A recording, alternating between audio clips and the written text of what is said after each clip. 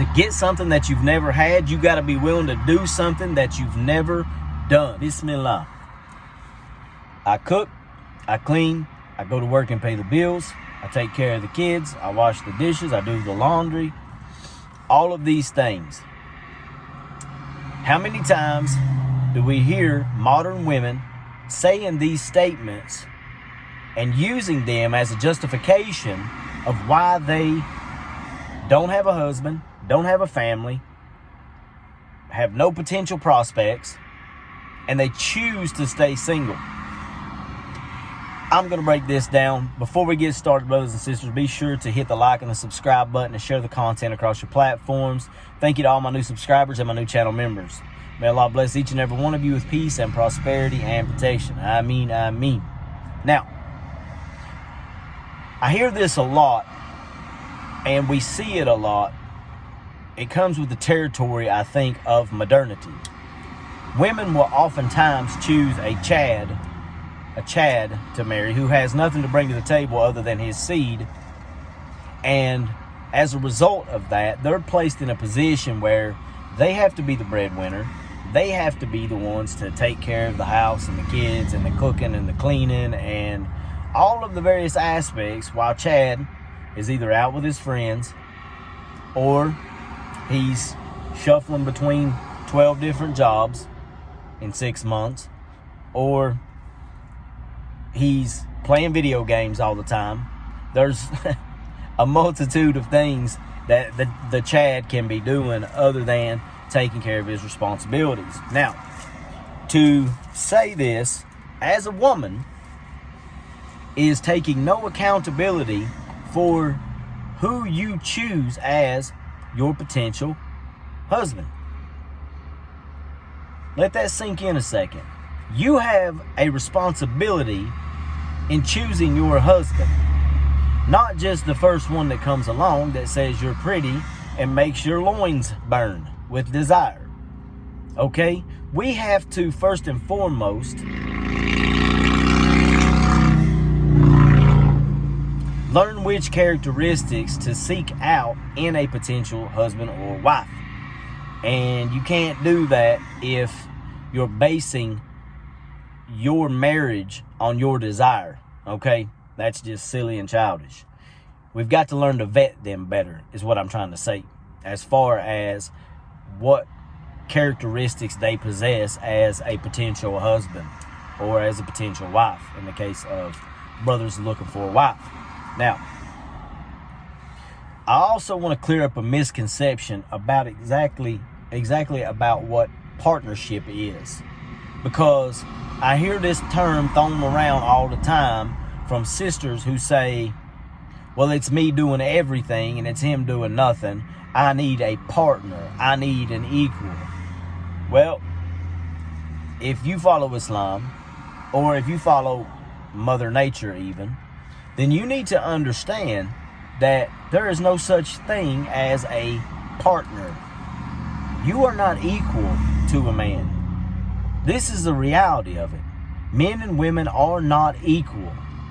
Now, that doesn't mean that partnership is a false word. It doesn't mean that it has no meaning whatsoever. But the way that it's currently used and thrown around is what puts people off as far as why they can't figure out why their potential husband or wife isn't their quote-unquote partner, because you're expecting something that's unachievable. You're expecting something that's unattainable long-term and definitely not sustainable, okay? You're expecting you to go to work, him to go to work, you to take care of the house, him to take care of the house, split the bills, split everything. Now, granted, society and modern ways of living have put us in a position to where most people do require two incomes because they try to live well beyond their means. My advice to you is, if you cannot take on the role of a mother and a stay-at-home mother and a stay-at-home wife, then you should probably cut some of your expenses. Stop buying new cars. Stop living in outlandish apartments and houses, okay? So you need to really kind of readjust your whole life, most likely, if you're living above your means, it is still doable, even with rent being ridiculous in the West right now. It's still doable, unless, of course, he works at, the dollar store or something in part-time, okay? It's still doable. You don't have to be an engineer. You don't have to, have a college degree in order to provide an income for a family. You just have to live within your means and be satisfied with that, rather than trying to keep up with the Joneses, so to speak. Everybody thinks they need a new car, new house, yada, yada, yada. What they're not realizing is that they're handicapping themselves for the long term. But that's another video altogether. Back on point. So, what I'm saying to you is that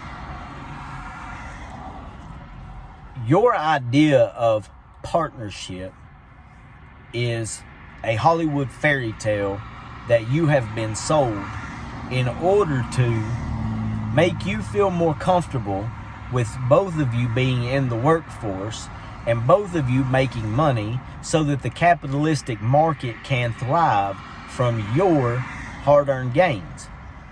Let's face it, 2 incomes is better than 1 income for corporations. They make more money if both of you are working. Best way to put it.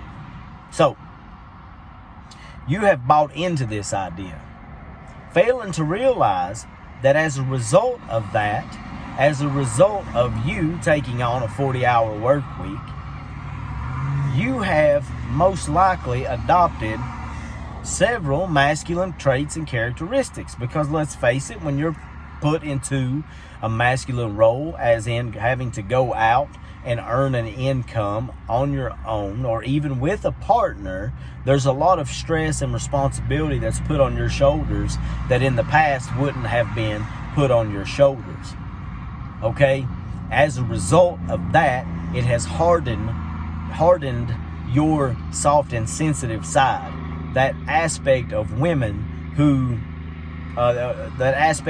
that we as men value so much, that softness, okay? Your softness is your superpower, not your ability to go out and work. We don't care about your money. Hypergamy is a thing, okay? Hypergamy is women will tend to marry across and up. Men will tend to marry across and down. We don't care about your degree. We don't care about your 6-figure income. We don't care about that. We're looking for traits of nurturing, mothering, loving, compassionate, non-argumentative. We don't want to hear an argument every time we tell you something has to be a certain way. Okay? Now, when you go into the workforce and you begin to develop those masculine characteristics, and trust and believe, I understand, sisters, I don't blame you for this. This is not something I believe that you make a conscious choice to act like. Okay? I believe that it happens as a result of being placed in this. It's kind of like saying you put a child in a war zone, he suddenly becomes a soldier. And that's the truth of the matter. It's just a result of it, okay? So it's not a conscious decision that you're making, but it's happening nonetheless. All right?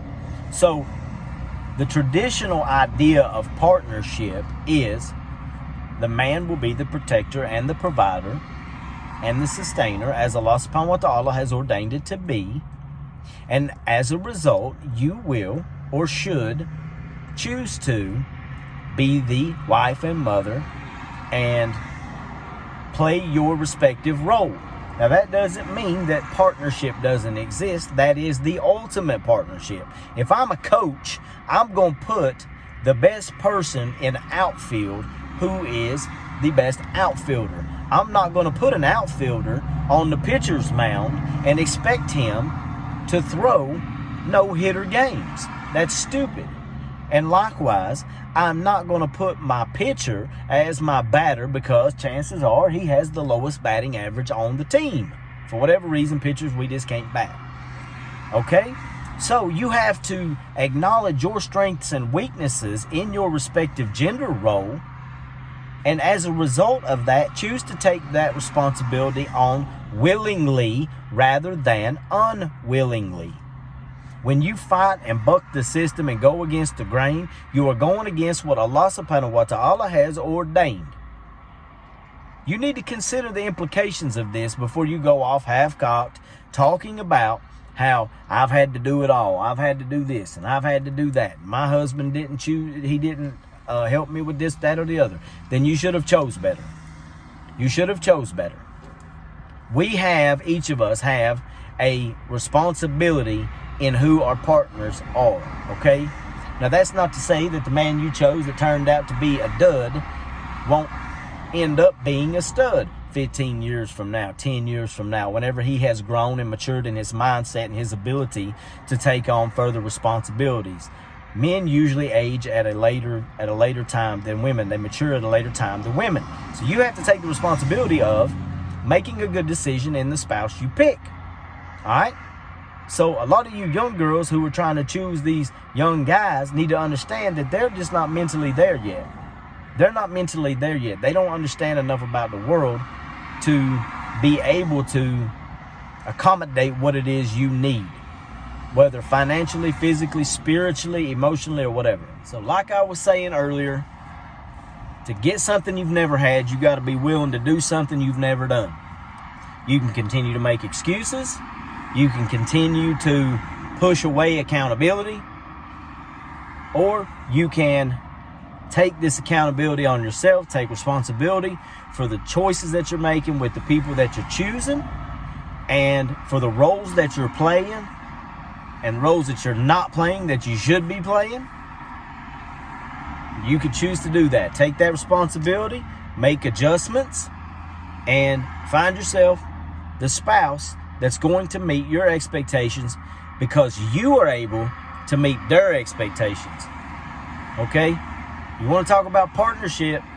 That's the partnership that it's actually about. It's not about all the things I covered earlier.